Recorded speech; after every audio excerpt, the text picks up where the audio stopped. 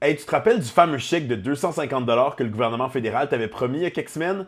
Ben, ça se peut que tu le reçoives pas finalement. Je t'explique pourquoi. Ce qui devait être une journée de dépôt de la mise à jour économique à Ottawa s'est transformé en véritable gestion de crise pour Justin Trudeau. Sa ministre des Finances et vice-première ministre, Chrystia Freeland, a démissionné de son poste. Dans sa lettre de démission, elle évoque des astuces politiques coûteuses que nous ne pouvons pas nous permettre. Même si elle nomme pas directement ces fameuses astuces dont elle parle, plusieurs observateurs estiment qu'elle fait référence notamment au chèque de 250 et au congé de TPS, deux mesures annoncées récemment par le gouvernement Trudeau. Aujourd'hui, alors que les oppositions réclamaient la démission du premier ministre, la mise à jour économique a finalement été déposée par Karina Gould, la leader du gouvernement en chambre. Cette mise à jour ne contenait pas les chèques de 250 promis aux Canadiens par Justin Trudeau.